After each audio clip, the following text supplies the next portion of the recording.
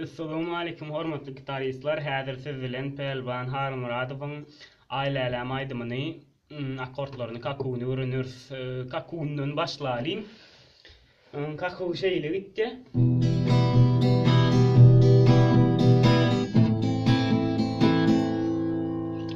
Dero kakunyň grafikasyny görkezýän. Aşak, ýokaryk, aşak, aşak, ýokaryk, aşak, ýokaryk. Şöyle screenshot edip belli alkan sonra şuna seyredip kakuny öğrenir yani. Yani neydi?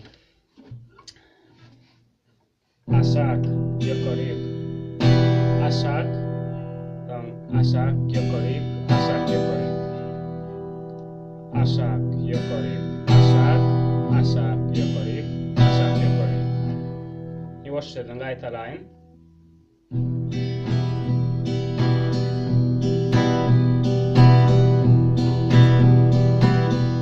Yavaşçadan öğrenip tigliğini gataldı vermeli.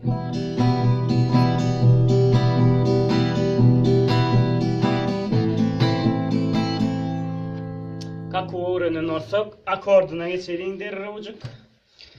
Menne haýsy akordlar? M akord,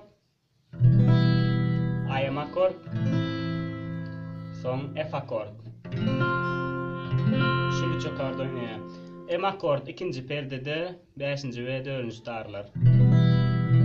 Son I akord ikinci perdede 4 ve 3-nji tar, birinji perdede bolsa ikinji tar. Son F akord birinji perde bare tutýas, 3-nji perde 5 ve 4-nji tarlar, ikinji perdede bolsa 3-nji tar. Başgaça bare ýokarky passatga diýilýär F akord. Ýa-ni kakudan bir gezek çalsak bir kuruk diýmeni anlatdy. Häzir bolsa M akorddan başlaýas. M akorddan bir kuruk alýas. I akord 2 kuruk. M akord 2 kuruk. F akord 2 kuruk. M akord 1 kuruk. Inni täzänen ýene bir ýere gaýtalalyn. M akord 1 kuruk başdan. I 2 kuruk. Yeni M 2 kuruk. F 2 kuruk. M 1 kuruk insonunda. Aydyma hiňlenip aýdyp göreliň sözüni hemen dolu bilemok. Başlaýar.